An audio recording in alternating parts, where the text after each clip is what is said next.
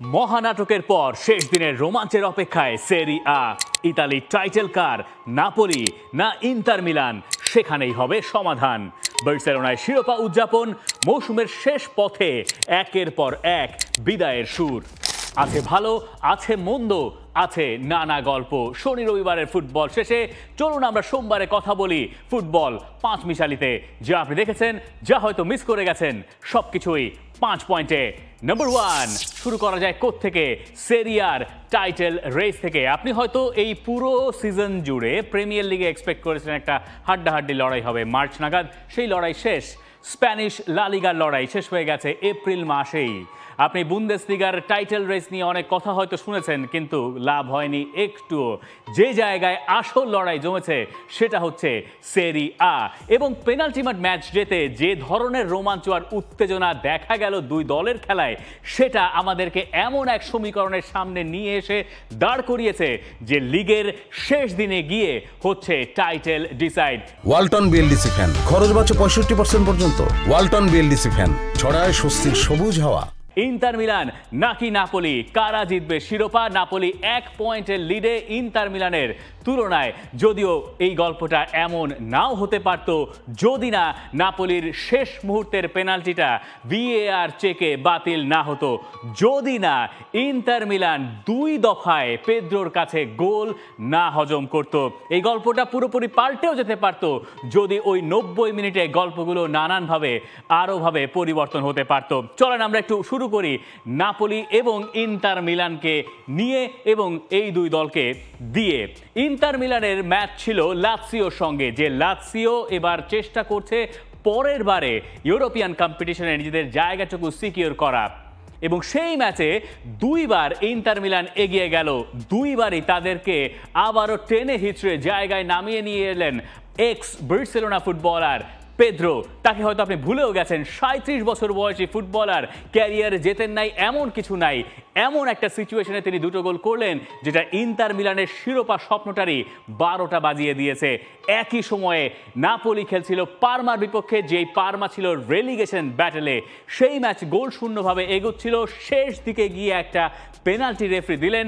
পরে ভিএআর এ গোলের বিল্ডআপে, পেনাল্টির বিল্ডআপে ইনফ্যাক্ট সেখানে একটা ফাউল ধরে এরপরে বাতিল করা হলো ওই পেনাল্টি কিক। এবং তারপরে অবস্থা যা দাঁড়ালো সেটা হচ্ছে শেষ ম্যাচ ডেতে নাপোলির ম্যাচ ক্যালিয়ারির সঙ্গে, যারা এরই মধ্যে সিকিউর, তাদের রেলিগেশনে আর কোনো ঝামেলা নাই। নাপোলি যদি নিজেদের ঘরের মাঠে ওই ম্যাচটা জিততে পারে তাহলে 3 বছরের মধ্যে দ্বিতীয়বারের মতো স্কুদেত্তো জিতবে আন্তোনিও কোন্তের দল। অন্যদিকে ইন্টার মিলান, যাদের লাউতারো মার্তিনেজ ছিলেন না, ইনফ্যাক্ট মার্তিনেজ যখন পেদ্রো পেনাল্টি কিকটা নিচ্ছিলেন ওই সময় তিনি দেখারও অবস্থায় ছিলেন না। তিনি ছিলেন একেবারে স্টেডিয়ামের গ্যালারিতে, কারণ তিনি ইনজুর্ড এবং 31 তারিখে যেহেতু চ্যাম্পিয়ন্স লিগের ফাইনাল, তাকে পুরোপুরি ফিট রাখার চেষ্টা করছিলেন সিমোনে ইনজাগি।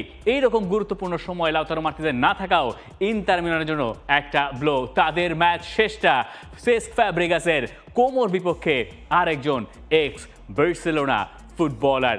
এবং যেহেতু শেষ ম্যাচটা নাপোলির পড়েছে ঘরের মাঠে, সেটাই তাদের জন্য অ্যাডভান্টেজ। তার উপরে সহজ প্রতিপক্ষ, তুলনামূলকভাবে কোমর তুলনায় অন্ততপক্ষে কালিয়ারি তো সেরিয়ার হিসেবে সহজই হওয়ার কথা। এবং যে কারণে কোন্তে আসলে খানিকটা তৃপ্তির ঢেকুর এই মুহূর্তে তুলছেন, কারণ শেষ 8টা অ্যাওয়ে ম্যাচে মোটে 2টোই তারা জিততে পেরেছিল আর বাকি 5টায় তারা ড্র করেছে। এই অবস্থা থেকে যখন আপনি আর কোনো অ্যাওয়ে ম্যাচ বাকি থাকে না, তখন খানিকটা স্বস্তি পেতে পারেন। কিন্তু মজার ব্যাপার হচ্ছে এই দুই কোচ আন্তোনিও কোন্তে আর সিমোনে ইনজাগি দুজনই নিজেদের ওই ম্যাচের রেড কার্ড দেখেছেন। কেউই ফাইনাল ডেতে অর্থাৎ জাজমেন্ট ডেতে থাকবেন না ডাগ আউটে। এবং এই কারণেই আন্তোনিও কোন্তে একটু ভরসা বোধহয় বেশি পাচ্ছেন। তিনি ভরসা রাখতে চান নাপোলির ক্রাউডের ওপরে, তিনি ভরসা রাখতে চান এস্তাদিও দিয়েগো আর্মান্দো মারাদোনার ওপরে। তার বিশ্বাস ওই স্টেডিয়াম আর ওই উল্লাস আর ওই সমর্থন তাকে জিতিয়ে দেবে স্কুদেত্তো ট্রফিটা। এর আগে কোনো কোচ অন্ততপক্ষে 3 ক্লাবের হয়ে স্কুদেত্তো জেতেন নাই। ইন্টার মিলানের হয়ে তিনি জিতেছেন, ইউভেন্টাসের হয়ে তিনি জিতেছেন এবং নাপোলিকে শিরোপা জেতানোর খুব কাছাকাছি আন্তোনিও কোন্তে। সেরিয়ার শেষ দিনের ম্যাচটির সব রোমাঞ্চ তাই তোলা এবং ওই দিন নাটক একটা জমছে। সেই ম্যাচ আপনি কোনোভাবেই হয়তো মিস করতে চাইবেন না। রোববার সন্ধ্যা 7টা। পয়েন্ট নাম্বার 2 তে চলেন আমরা চলে যাই return of the Barcelona DNA. Barcelona La Liga champion হয়ে গেছে, এটা আপনার অজানা থাকার কিছু নয়, কিন্তু যেটা নিয়ে আমাদের কথা বলা দরকার সেটা হচ্ছে এই ভদ্রলোক হান্সি ফ্লিক আর বার্সেলোনার ডিএনএ। তাকে যখন বার্সেলোনা কোচ করে নিয়ে এলো গেল মে মাসে, তখন সমর্থকদের ভেতরে বোধহয় দুরকম মতবাদ চালু ছিল। জাভি হার্নান্দেজকে প্রথমে কন্ট্রাক্টে সাইন করিয়ে এরপরে তাকে আবারও বিদায় করে দেওয়া এবং তার জায়গায় একজন জার্মান কোচকে নিয়ে আসা বার্সেলোনার একদল সমর্থক হয়তো খুব একটা খুশি তাতে হন নাই। আর হান্সি ফ্লিক 2023 সালে জার্মান জাতীয় দল থেকে যখন বরখাস্ত হলেন, এখানে একটু বলে রাখা ভালো যে জার্মানি সাধারণত তাদের কোচকে বরখাস্ত করে না, অব্যাহতি দেয়। এর নানা উদাহরণ আপনি খুঁজে পাবেন। সেই রকম পরিস্থিতি থেকে জাপানের কাছে একটা ম্যাচে হেরে যাওয়ার পর কোচকে যখন বরখাস্ত করা হলো, তখন হয়তো হান্সি ফ্লিককে নিয়ে অনেক রকম সমালোচনা ছিল যে তিনি হয়তো বড় দলে ওই অর্থে কাজ করতে পারেন না।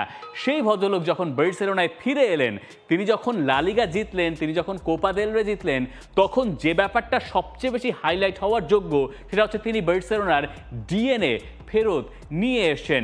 তার সঙ্গে হয়তো অনেকগুলো কম্পোনেন্ট কাজ করেছে, কিন্তু বার্সেলোনাকে বার্সেলোনা সুলভ খেলা খেলিয়ে এরপরে লা লিগা টাইটেল জেতানোর কৃতিত্ব এই কোচই পাবেন। হ্যাঁ, আপনি বেশ কিছু খণ্ড খণ্ড চিত্র বলবেন যে তিনি তো ব্যালন ডি'র জেতার মতো কাজ করেছেন, তার কাছ থেকে এতখানি হয়তো কেউ প্রত্যাশা করেননি, কিন্তু রাফিনিয়া যে এই সিজনে বার্সেলোনার জার্সিটা গায়ে চাপিয়েছেন এবং শিরোপা উদযাপনের সময় যে ব্রাজিলের পতাকাটা পেঁচিয়ে তিনি উদযাপনে মেতেছেন, তার কারণও ওই হান্সি ফ্লিক বলেছিলেন বলেই রাফিনিয়া থেকে গেছেন, আত্মবিশ্বাস ফিরে পেয়েছেন এবং এরপরে তিনি যা দেখিয়েছেন এই গোটা মৌসুম জুড়ে, সেটা তাকে বানিয়েছে ব্যালন ডি'রের দাবিদার। আপনি বলতে পারেন লামিন ইয়ামালের কথা, ঠিক আছে যে তার বয়স কম, তাকেও জাভি হার্নান্দেজ দলে এনেছিলেন, কিন্তু লামিন ইয়ামালও সিজনের একটা অংশে গোল করতে পারছিলেন না।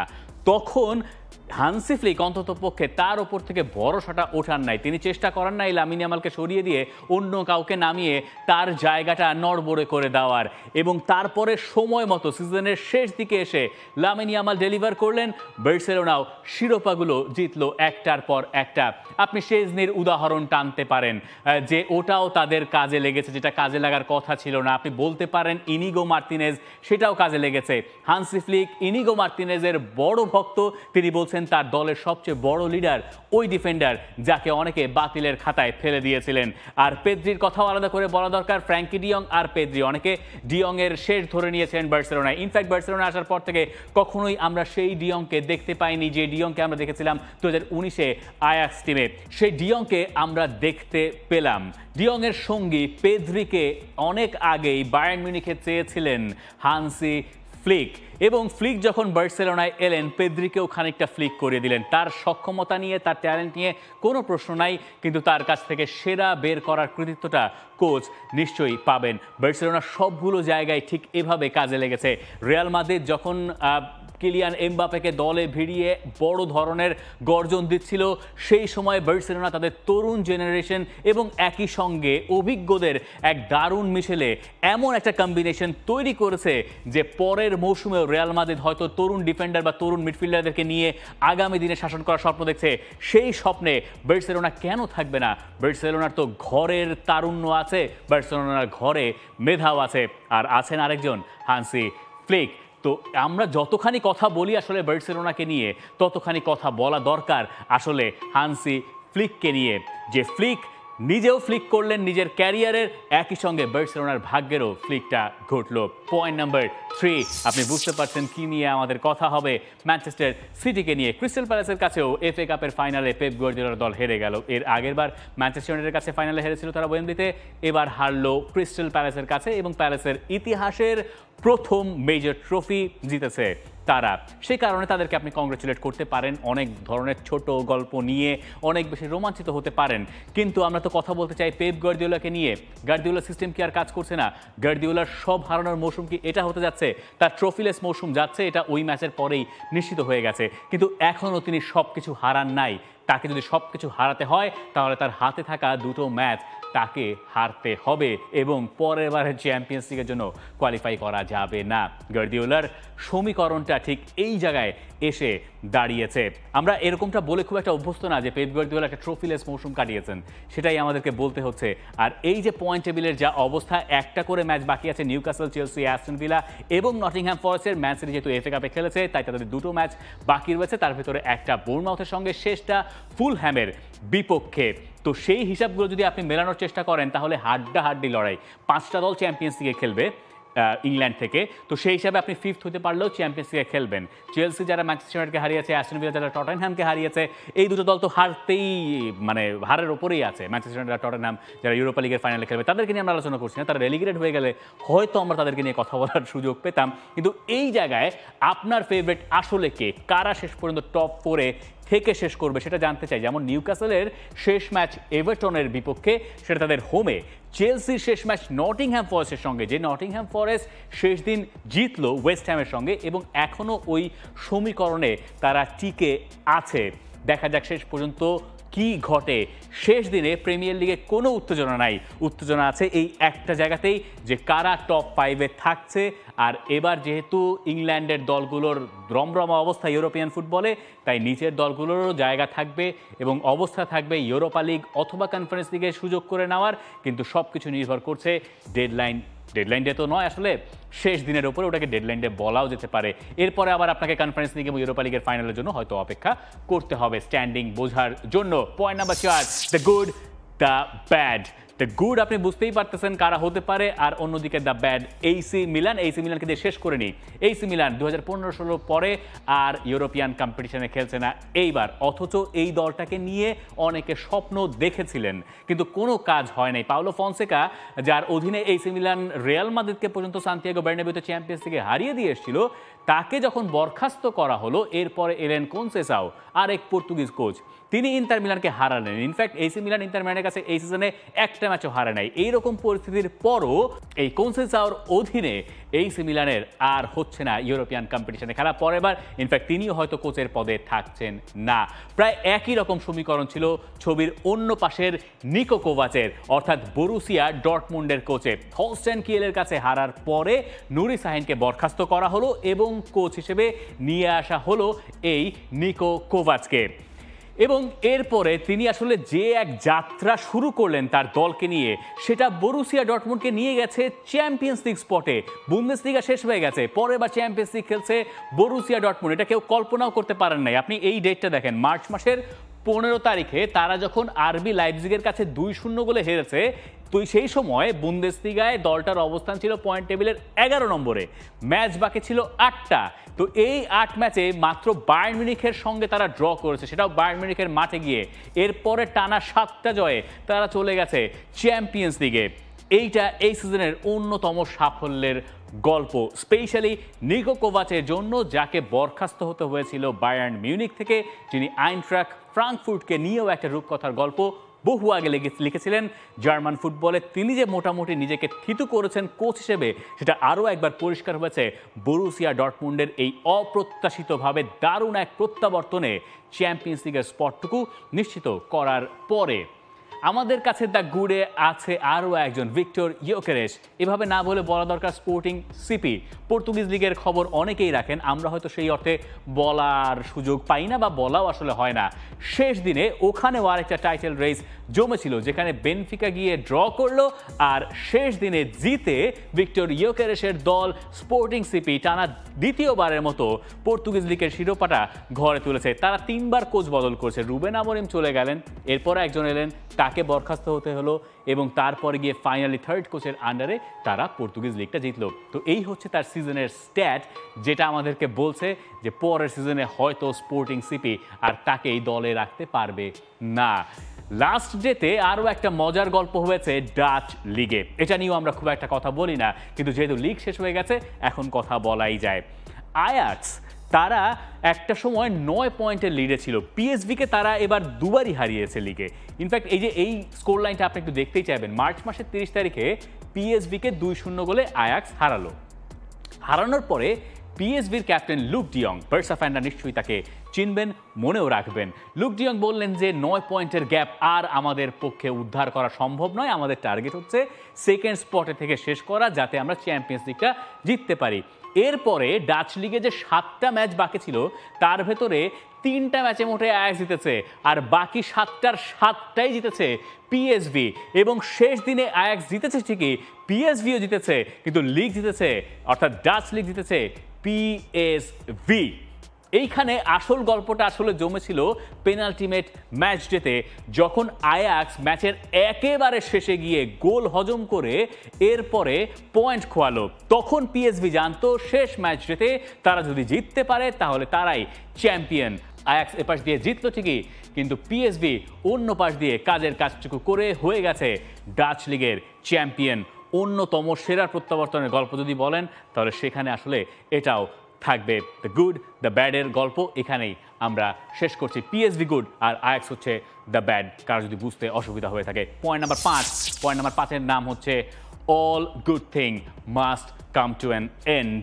ব্রেকিং ব্যাডের উল্টো ভার্সন। যারা ব্রেকিং ব্যাড দেখেছেন তারা হয়তো বুঝবেন যে all bad thing must come to an end, তার ঠিক উল্টোটা।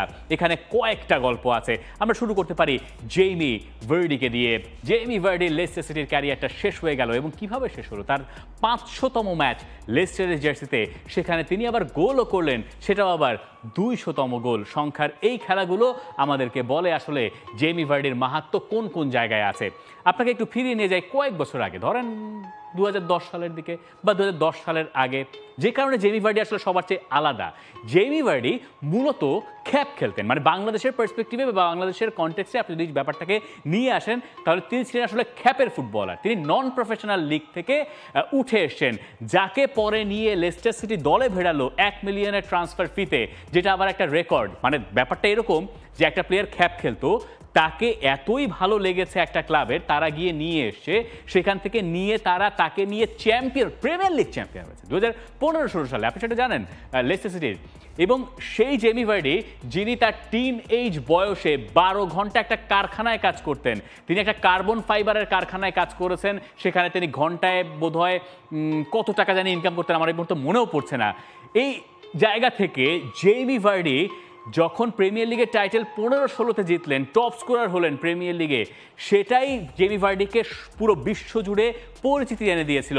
আর তারপরে তার যে ক্যারেক্টার, তার যে একাগ্রতা, সব কিছু মিলিয়ে তিনি পুরো বিশ্বে বিখ্যাত হয়েছেন, এবং সম্ভবত বাকি সব ফুটবলারের, যারা নন প্রফেশনাল ফুটবলার, তাদের জন্য একজন আইকন হয়ে থাকবেন। প্রিমিয়ার লিগে সম্ভবত আমরা অনেক কিছু দেখব, কিন্তু আমরা আরও একজন জেইমি ভার্ডিকে দেখতে পাবো না। Chat shit get banged, you know what. যাই হোক, জেইমি ভার্ডির জন্য শুভকামনা। তিনি যখন বিদায় নিয়েছেন তখন তিনি আবার বলেছেন যে তাকে ছাড়া লেস্টার সিটি ভালোই করবে, লেস্টার সিটি পরের বার চ্যাম্পিয়নশিপে খেলবে। এবং তার বিদায়ের সময় হামজা চৌধুরীও বোধহয় ব্যাপারটা ফিল করছেন, কারণ হামজা চৌধুরীর লিজেন্ড তিনি। এটা যখন তিনি রিটায়ারমেন্টের কথা যখন তিনি জানিয়েছেন লেস্টার সিটি ছেড়ে যাচ্ছেন, তখন হামজা চৌধুরী নিজের স্টেটাসও একটা দিয়েছিলেন জেইমি ভার্ডিকে নিয়ে। যাই হোক, আরও একটা বিদায়ের গল্প আছে, সেটা হচ্ছে গ্যারি লিনেকার। তিনিও লেস্টার সিটি সম্পর্কিত। ওই যে 2015-16 মৌসুমে যখন লেস্টার সিটি প্রিমিয়ার লিগ জিতলো বা জিততে যাচ্ছে, তার আগে থেকে তিনি একটা বেট ধরেছিলেন এরকম যে যদি Leicester city premier league title জিতে যায় তাহলে তিনি তার শো, তিনি বুঝতেই পারছেন যারা তাকে চেনেন না, এক্স ইংল্যান্ড ফুটবলার, 90-এর ওয়ার্ল্ড কাপের golden boot winner, x Barcelona footballer, is a legend, এবং একই সঙ্গে টেলিভিশন প্রেজেন্টার। তিনি তখন বলেছিলেন যে তিনি পরের সিজনে যখন ওই শো করবেন ম্যাচ অফ দ্য ডে, যেটা তার বিখ্যাত শো, সেখানে তিনি হাফ প্যান্ট পরে শো করবেন, এবং লিটারেলি তিনি টাই করেছেন এবং খালি গায়ে। এই বেটে তিনি জিতেছিলেন এবং বিবিসিতে এই জিনিস অন এয়ার হয়েছিল। কিন্তু এখন এই বিবিসির সঙ্গে তার সম্পর্কটা, যুগ যুগের সম্পর্কটা শেষ হয়ে যাচ্ছে। ম্যাচ অফ দ্য ডের ফ্যান অনেকেরই থাকার কথা, যারা বহুদিন ধরে প্রিমিয়ার লিগ দেখছেন, অন্ততপক্ষে 25-30 বছর ধরে, তাদের কাছে এই প্রোগ্রামটা অপরিচিত হওয়ার কোনো কারণ নেই। সেই প্রোগ্রামের সঙ্গে তার আসলে সম্পর্কটা শেষ হয়ে যাচ্ছে, কারণ তিনি তার ইনস্টাগ্রামে এমন একটা ছবি পোস্ট করেছিলেন যেটা ইংল্যান্ডে বা ব্রিটেনে প্রবলভাবে সমালোচিত হয়েছে অ্যান্টিসেমিটিক হিসেবে। এবং সেই কারণে তাকে আসলে সরে যেতে হচ্ছে। এইটাও আরেকটা বিদায়ের গল্প, এটাও একটা যুগের অবসান। যারা গ্যারি লিনেকারকে চেনেন তারা হয়তো এই ব্যাপারটা আরও ভালো বুঝতে পারবেন, আর যারা চিনলেন আজকে তাদের জন্য হয়তো নতুন কিছুই। আরও একটা শেষ হয়েছে, সেটা সেরি আতে ক্লদিও র্যানিয়ারির আন্ডারে এইসি মিলানকেই ক্লদিও র্যানিয়ারির দল হারিয়েছে 3-1 গোলে, এবং তাতে র্যানিয়ারি ভদ্রলোক যার বয়স 72 ছুঁই তিনি বলেছেন যে বাবা অনেক হয়েছে, আর আমি কোচিং করাচ্ছি না, এবং তার একটা গ্র্যান্ড বিদায় হয়েছে রোমাতে। তিনি সারা জীবন ধরেই রোমার ফ্যান এবং তার কোচিং ক্যারিয়ারের শেষটা এখানেই হচ্ছে। তিনি ইনফ্যাক্ট যাওয়ার সময় বলে যাচ্ছেন যে ধন্যবাদ তোমাদের সবাইকে, 60 বছর আগে ওই গ্যালারিতে তোমাদের মতো আমিও ছিলাম, আমার একটাই চাওয়া শেষ ম্যাচেও এই সমর্থনটুকু দিও। কেন তিনি শেষ ম্যাচে এই সমর্থনটুকু চাইছেন? কারণ তার দল আসলে পরের বারের চ্যাম্পিয়ন্স লিগ স্পটে থাকতে পারে। এখন রোমা যে চ্যাম্পিয়ন্স লিগের স্পটে থাকতে পারবে শেষ ম্যাচ ডেতে বা ওই সমীকরণে থাকবে, এটা কেউ প্রত্যাশা করেন নাই, কারণ এই সিজন শুরু হয়েছিল আসলে মূলত ড্যানিয়েলে দে রসির আন্ডারে। কয়েক ম্যাচ পরে তাকে বরখাস্ত করা হলো, জুরিচকে আনা হলো, তিনিও টিকতে পারলেন না। টালমাটাল অবস্থার ভেতরে ক্লদিও র্যানিয়েরি, যিনি 71 বছর বয়সে লাস্ট সিজনে অবসরে গিয়েছিলেন, তাকে আবার অনুরোধ করে নিয়ে এলো ম্যানেজমেন্ট, এবং তিনি সেই দলটাকে, যে দলটা টপ 10-এরও অন্য পাশে ছিল পয়েন্ট টেবিলে, তাদেরকে নিয়ে এসছেন পয়েন্ট টেবিলের 5 নম্বরে। তো এই হচ্ছে তার ম্যাজিক। কিন্তু 5 নম্বরে থাকাটা চ্যাম্পিয়ন্স লিগে খেলার জন্য যথেষ্ট নয়, যেমনটা ইংল্যান্ড আর স্পেনে। ইতালিতে 4টাই স্পট, ইউভেন্টাস তারা খুব ভালো মতো চ্যাম্পিয়ন্স লিগে যাওয়ার অবস্থায় আছে, তাদের পয়েন্ট 67, রোমার পয়েন্ট 66। শেষ দিনে যদি চ্যাম্পিয়ন্স লিগে যেতে হয় রোমাকে, তাহলে ইউভেন্টাসকে ভেনেসিয়ার সঙ্গে ড্র করতে হবে নিদেন পক্ষে, আর রোমাকে তোরিনোর বিপক্ষে জিততে হবে।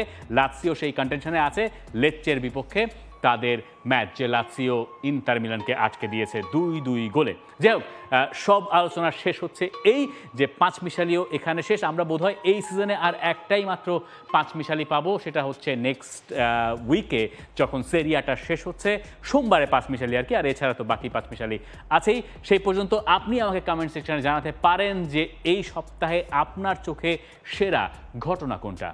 For more updates, subscribe to our YouTube channel and click on the bell icon. Follow us on Facebook and Instagram. Download T-Sports app to enjoy exciting games and highlights. Visit tsports.com.